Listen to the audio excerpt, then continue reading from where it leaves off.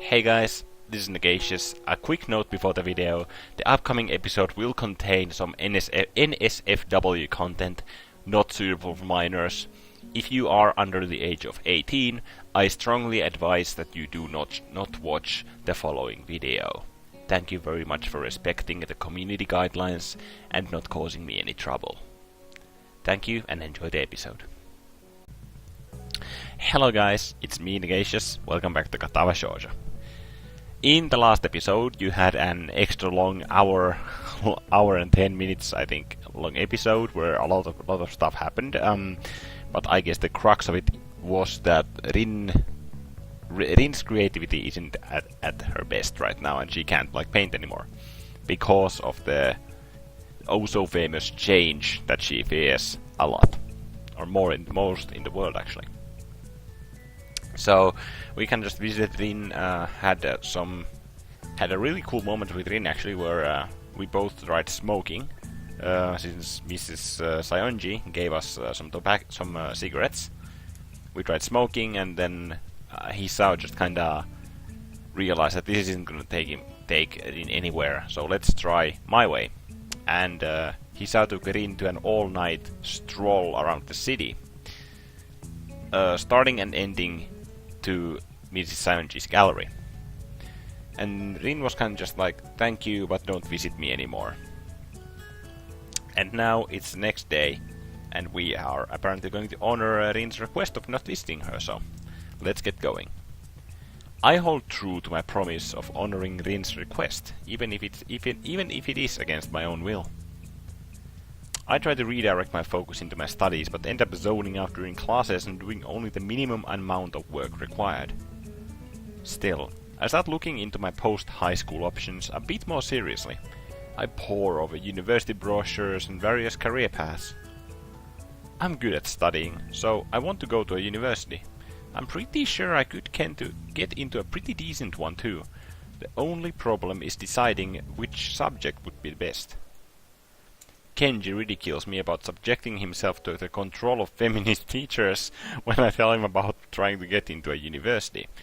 I don't ask him about what he wants to do in the future. I wonder what Rin thinks of her own future. I bet she's not as lost as I am. And if she is, it's probably in some completely different way.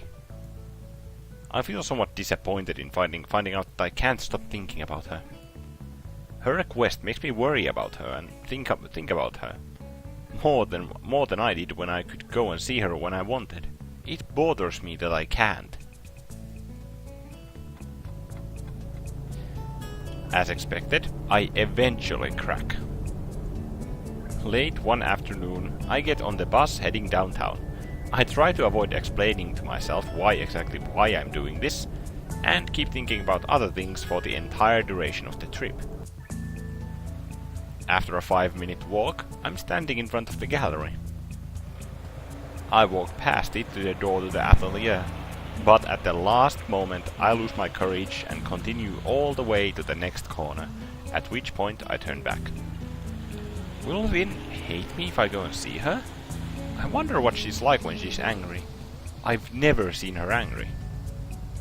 The worst thing would be if I actually ruined something by going to see her, like she seemed to imply would happen. But there's no way that can be true, can there? It's just one of her quirks. I walk back down the street and end up passing the atelier door for the second time. Only this time, as I continue all the way to the gallery, its owner is standing just outside the door, watching me. I thought that was you. What are you doing? I really don't want to explain the circumstances between Rin and me, so I just get flustered and end up mumbling something unclear. She takes stock of me and then sighs deeply, looking wryly amused somehow. I hope she didn't misunderstand. Would you like to come in? Your teacher's visiting. We were discussing Rin's exhibition. Ah, thanks for the invitation, but I really should... Don't be shy now, come on in. Nah, there's Nomiya. I follow Sae inside, finding that our art teacher indeed is there. Nomiya is standing at the big desk, contemplating what looks like an invitation card. Look what the cat dragged in. Nakai! Hello there, my boy. He doesn't seem to be fazed at all by my appearance. How do you like the invitations? That actually looks kinda cool. I glance at them quickly. They're kind of fancy, with one of Rin's paintings printed on the front cover and a shiny gold writing. They look fine to me. They're magnificent! I absolutely love the design! And the embossed gold lettering? Fabulous! Good print work too. You have to tell me where you get these done. What does Rin think? I haven't asked. She said she'd be fine with my decision anyway. Nomiya laughs boisterously, still turning the gold-lettered card in his hands. That's my girl. She wants to focus on the essentials only. Good for her. Her work is progressing well too. It seems she's found a new inspiration. I think she's been sort of weird lately. It's like she's wrestling with something, with herself probably, and it makes her confused. She said that she had a hard time painting the last time I saw her. It seems to be resolved now, however. You know she practically lives up there now, right? Sae makes a simple gesture with her hand as if sweeping my question aside. Sure. Don't you think that's weird? Maybe it is. Still, I think she understands how big an opportunity this is, and is going for it, full throttle. Is it really that big?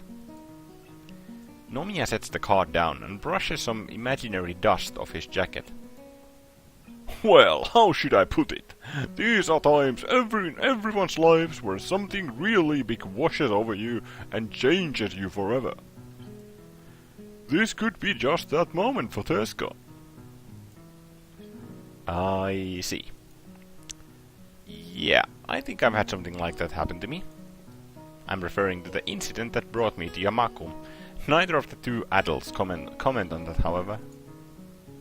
It might well be that everyone has, or will. At any rate, surrendering oneself to art is a big decision, and a thorny path too. Quite thorny indeed. What the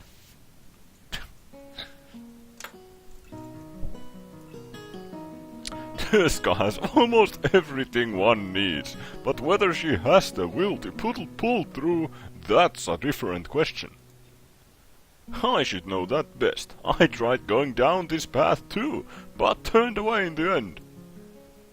I don't understand what he's trying to say.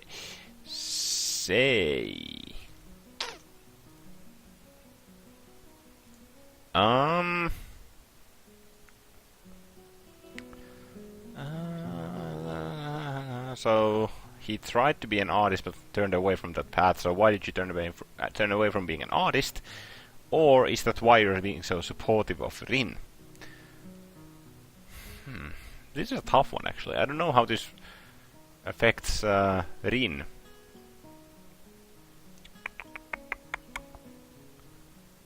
I kind of want to know Nomiya's background. Because I don't see what... Because we kind of like know... we know that Nomiya is being supportive towards Rin, but I'm not sure what difference would that make if we knew his motives. But on the other hand, if we asked him why did he turn away from being an artist, we might get some new, like, pertinent information, so let's get with that. Why did you turn away from being an artist? Why did you stop exactly? You've mentioned that before. Oh, that's a long story. Nomiya throws a sideways glance at the gallery owner, who has drawn her mouth into a thin straight line. I've had a life-changing experience like that, even though I didn't realize it until later. Did I tell you that Sae and I have known each other for a long time? We studied at the same school. It's been goodness, how long has it been? Please, don't count the years, Shinichi. Maybe you're right. At any rate, when we were in this school, I had this, friend, I should say. We were in the same program, and I think he met Sae at some party. I got to know Sae through him, in fact. He was a spectacular artist, much like Tezuka. Great talent despite the young age. He easily left the rest of us in his dust. We were good friends, he and I, but there were things that created friction in the friendship. It felt like I was watching him from afar. You weren't the only one. Nomiya coughs, looking embarrassed. At any rate, he, ended up taking his own life. Such a tragedy. He killed himself? In retrospect, that was what made me choose a career as a teacher in the end. So you didn't want to end up like him? Also, I just realized that implies what Rin's bad end might actually be. Holy fuck, no, I don't want Rin to take her own life. I never was that brilliant nor that passionate. I desperately wanted to be a career artist, but I wasn't suited for that. You were good enough. Perhaps I could have been, but this is what I ended up with. I just didn't have that drive after he was gone. I'm fond of kids and enjoy all forms of art, so it felt rather natural to take this path in life. But I think all that history with that friend of ours was the key thing, as sad as it was. A turning point, as they say. Sae stands up and digs in the pocket of her jacket for a cigarette and a lighter. Her hands are shaking.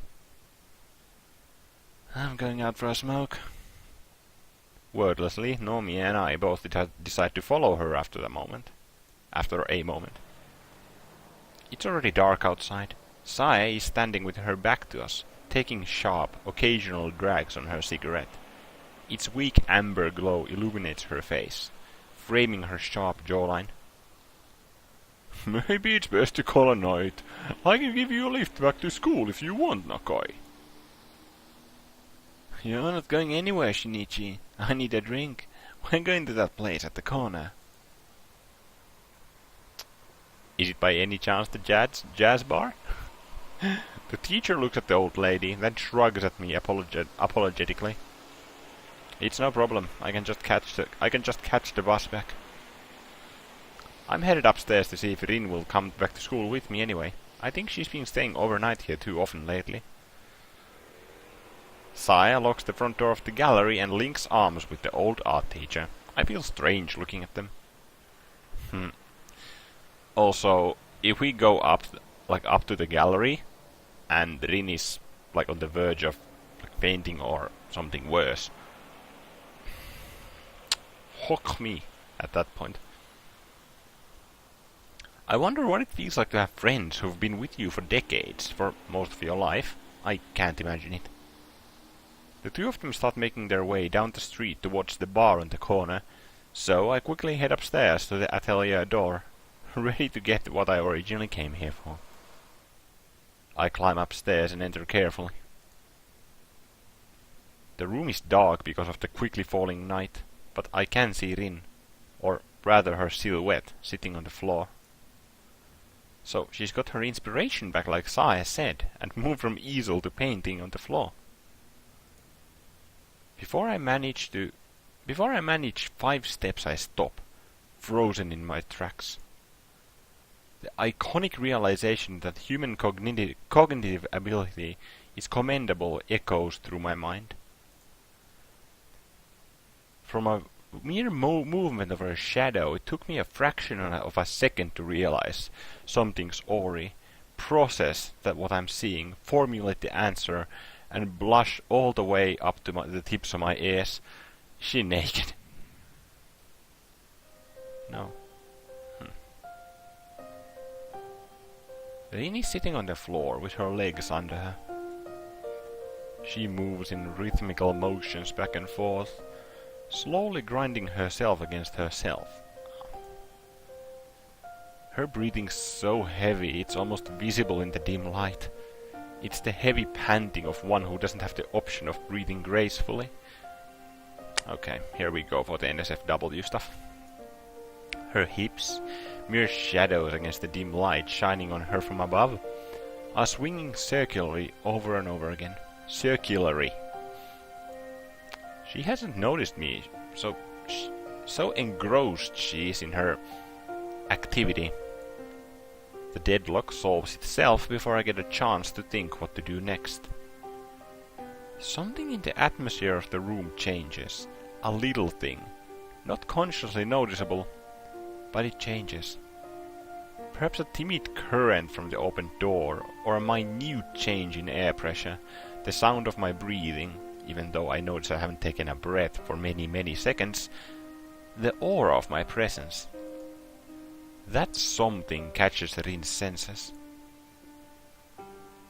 She stops moving, freezes, and slowly turns to the door. I imagine, not see, the horror on her face, like a fawn's eyes staring at a hunter. I wonder if Rin can see my expression, but at least she doesn't have the strength or the spirit to look straight into my eyes. So she droops her chin against her chest, letting her mess of a hair hide her face from me even further. I feel like I should either walk out or walk to her, but I can't do either. I told you to stay away. Her words are defeated, painful, as if she was suffering. Rin doesn't have anything other than her shirt on. I can see the last wisps of the twilight against the pale skin of her thighs and bottom. There's no way I can back off anymore. I lost that chance. So I do the next best thing. I quickly avert my gaze, even though Rin doesn't see what I'm looking at. I'm sorry. I didn't think... It's not like that. Her voice is raspy, shivering from the held-back tears or something else. She's shaking, looking like she's physically in pain. It's not like that. I had no idea what it really means to change, but I know you have no idea what I've had to do and all the things that passed through. And I think I forget, I really don't. They just build up inside and grow and grow and grow and grow and grow until they flow out like a flow of everything that has been ever wrong. I can't take it, I can't think of the things I want because there's only so many things that I can think of. 4, 6, 7, doesn't matter, it's never enough. I have to let this out, I have to destroy, forget it and nothing else. Rin is mumbling her words into the air more than talking to me. It's the rambling, ranting, raving speech of a lunatic, even and steady in tone, but taking the form of a never-ending stream of words almost simultaneously spawning from between her lips. It feels like she forgot it is me who's present, or that someone actually is present. Maybe she vaguely recognizes what's real and what's not. Maybe in her mind, I'm a voice inside her head. I look down at Rin's sorry figure, cowering on the floor with only the white shirt of her usual attire on. It neither preserves her modesty that's gone, nor her body warmth that she doesn't seem to care about. She looks more broken than I imagined a human person is being capable of, and the hospital and school have given me some real perspective on that. I remember the hazy blue smoke, and myself wondering what Rin would do for the sake of art. The realization that Rin really is always serious hits me with its entire weight. She really, and truly, would destroy herself if her art required it. I thought she was so silly with her strange ways, talking about personal change as if it was something sudden and concrete like waking up. I had no idea. This is her, laid bare in front of my eyes, in all possible meanings of the word. Complete isolation here in the top floor of this building, in this room, in her mind. Day after day, working on her paintings with no heed paid to anything else. Breaking herself to reach that which she wishes to reach. This obscene act that she does for reasons I'm not sure she herself understands. Why does she have to do this? I'm trying to connect the pieces, but I don't understand. I feel sad, scared, excited, disgusted, worried, and a number of emotions I can't remember the name of now. I feel conflicted. I should go. I'm really sorry. It doesn't matter. My voice is dry and quiet, like sandpaper coming out of my throat. I really am sorry. Sorry for seeing this. I don't want to see Rin like this. All I can see is her sadness, her stress and despair. Is this what a limit means? How could Saya and Nomiya let Rin go this far? Or is it me who's to blame? Oh, come on, dude. I almost walk out, right there. But at the last moment I turn around, steel myself, and walk to Rin to crouch down behind her and lightly touch her forehead. She doesn't resist or react. I can't leave her like this. She's not well. She feels like she has a fever, freezing cold and burning hot at the same time. I wonder if she got sick from staying out all night with me back then. It seems she's prone to getting ill. There's a blanket on the couch, but I wrap my arms around Rin instead of fetching it.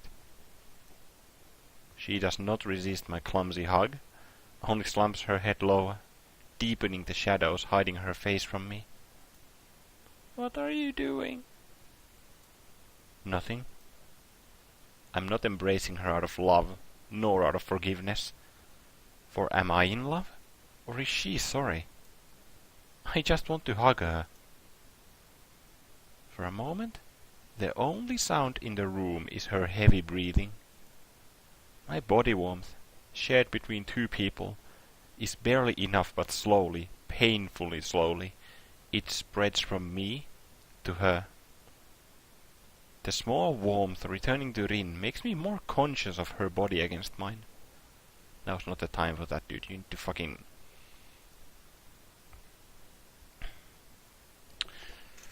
Jesus Christ.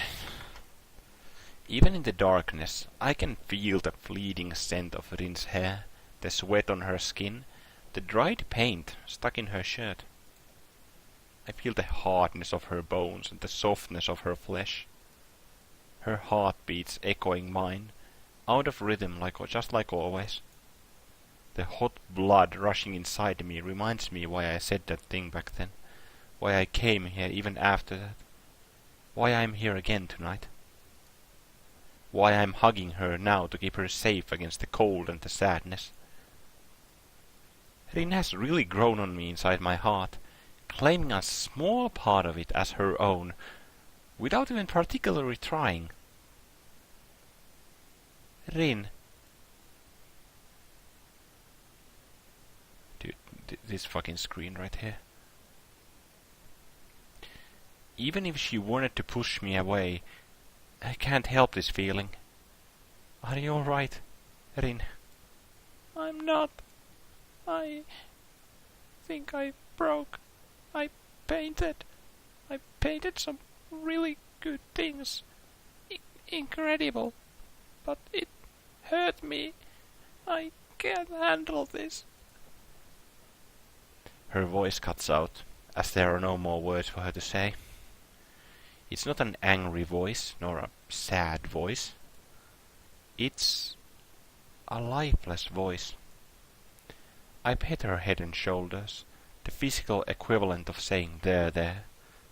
It's not like I could reassure her with the sweet nothings that people are supposed to say in this kind of situation. I'm not sure if she would even listen, or be reassured. She didn't react much to my embrace either, as if she didn't care. Maybe she doesn't. At least she doesn't care if she looks sad or not. There are no facades, no attempts to explain herself, no for happiness. Rin is honest. Hisao, What is it? you're my friend, right? Right. Will you do me a favor? I can't fix this, but I'm not finished yet. Her dry voice is a mere whisper, but the strength, her last, is in it, delivering her meaning much more clearly than her words. I can feel Rin's heart beating against my chest like a scared little bird. Her entire body is shivering from her fever, from her fear, from her despair. My brain is fast becoming overloaded with the myriad of thoughts this encounter spawned, but I have to push them all aside. I snuggle my nose against her earlobe, which is soft and cold, and her hair, which smells good and tickles me. Alright, I'll do it. I whisper in her ear reassuringly, trying to make her calm down. It works at least halfway, as Rin closes her eyes and leans against me as if searching comfort from my warmth. But this is not something friends should do. We can't be friends anymore. It's fine, don't worry about it, just relax. Even though I said that, I'm on the verge of breaking myself. If I wasn't so nervous, I would laugh at my own nervousness. She wants to be comforted, and I want to comfort her. But in this way, I move my hand lower, touching the naked skin of her stomach, caressing Rin with my hand. Her muscles contract timidly, evading my touch, but soon they find their trust in me and relax. There was one warm place left in her after all, emitting heat that gets even warmer as I move my hand lower. I touch her carefully from down there, feeling the place where the lines of her thighs converge. It feels burning and swollen, soft and smooth. She opens under my touch, inviting my fingers to touch her more. Rin gasps at the contact of my hand, and her voice is not of pain, nor of surprise. I've realized I've been holding my own breath, and let it go in a long stream of air out of my nostrils and into her hair. Oh, she's crying. Don't tickle me. Sorry. Don't stop either. Sorry. I don't really know what I'm doing. I'm just faking it. It's okay. I don't know what I'm doing either. I enter her, moving my fingers up and down, in and out, touching her from everywhere. First slowly, then faster. I listen to the subtle signs of Rin's body gives, hoping that she can guide me as I can't see what I'm doing. Her breathing gets heavier by the moment, spurred on by my exploring fingers. Rin's hips start moving in the same rhythm as mine, guiding me deeper. She turns her head, looking at me from the corner of her eye. I wonder what she sees, but what I see in her almost scares me. The passion in her eyes is nothing like I have ever seen, her dark eyes like two black stones against the moonlit skin on her cheek. I kiss her gently on the cheek, right above the bone. My lips are coarse and dry. My right hand moves upwards on its own accord, under the white cotton of her shirt, to caress the underside of her soft breast. Sweat gleams on her skin, making it slippery under my hands. She breathes in sharp, quick intakes in unison, with the pulses of her insides against my fingers. I can feel her heat, burning through the shirt against my chest. I move faster and she moves faster, our primitive instincts blinding all reason as her fever becomes sweat drenching her shirt and her skin. Her passion becomes my own, growing inside of me. All these feelings unravel into their basic components, her softness, her wetness, her hotness, her sadness, are the only things I can think of. The only things I can think. I push Rin over the edge. Her entire body contracts around my fingers in a blinding, deafening, paralyzing spasm. Her voice is incredible. I never thought it could be so violent, so absolute for a girl. Later, I would come to think that this finally was the moment when Rin fully let herself go, and in one single instant destroyed and rebuilt herself, just like she said she had wanted. Whether it's the truth or not, I couldn't say, but that's how I felt. Rin gasps for breath like she's drowning, returning to reality because she has no other choice. Her entire body is still in the throes of the slowly dying moment. Pearls of sweat are glistering on her forehead. I am feeling my own heat inside of me, but now the spur of the moment is gone, and I don't know what to say to Rin, who's panting, hot and exastic in my arms. Her shirt, wet with sweat, is glued to her back, revealing hints of her shoulder blades and waistline. She feels limp, weak, exhausted. I reach out for the blanket and wrap it around her and me. Rin doesn't resist me. She's drained of all strength. What will happen now? I don't know. Nothing, I suppose. You look tired. I am tired. It feels strange. Like I lost something. I mean, something else than my marital purity. Don't say something like that. Neither of those things. I don't want to lose you. What does that mean? I'm not going anywhere. I'm afraid that you are. All the time. In that moment, I felt that it was not only Rin who lost something of hers. I felt like I was losing a part of myself. Or maybe all of me. But if you were to ask what was it that I lost, I couldn't say, because I had already forgotten it. I broke another promise by coming out with my honest feelings to Rin. That's 2 in one day. I hate the distance between you and me. So every time it gets a little bit closer, I become afraid of losing it. That's weird. I guess so. Do you mind if I sleep a little? No, I guess you don't. You like watching, don't you? She closes her eyes and swallows with a loud gulp, trying to relax herself, fighting against the urge to paint. Yes, I do.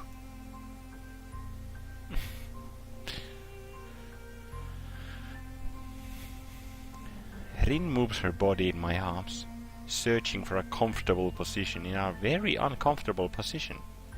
That's a doozy of a word, or a sentence. She leans against me, closing her eyes, and lets one last, long breath out before sitting in the steady rhythm of sleep. With her last moment of awareness, she whispers something to me, but I can't hear it. Rin drifts deeper into sleep with a deep sigh that releases all remaining tension from her muscles. I try to shift around to place both of us more comfortably.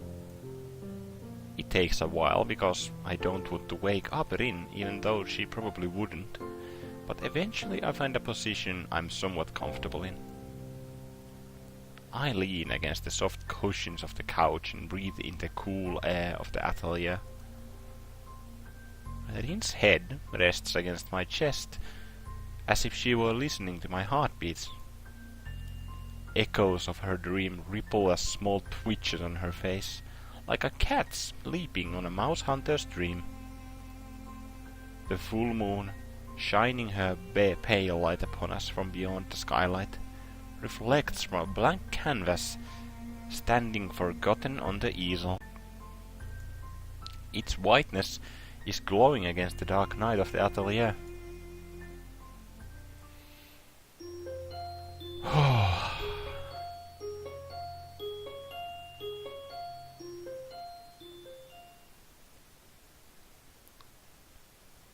I don't think I even need words to describe how fucking powerful that scene was. Holy shit. I can't even read anymore after that. Oh my god, dude. That was definitely the most impactful NSFW moment. Like it wasn't even a full-on NSFW because they didn't show anything. Like they didn't show her like genital areas. But like, Jesus, that was fucking powerful, dude. Like, that was really powerful. Anyways, guys, if you did enjoy this episode, make sure that you hit subscribe and the bell button next to the subscribe button, so you get my videos into your subbox the moment they come online. You may also click the like or dislike buttons depending on what you thought of the video, and drop a comment. Whether it's casual banter or some constructive criticism, I'll accept it all. Thank you for watching this video of Katawa Shoujo, and I'll most definitely see you in the next episode.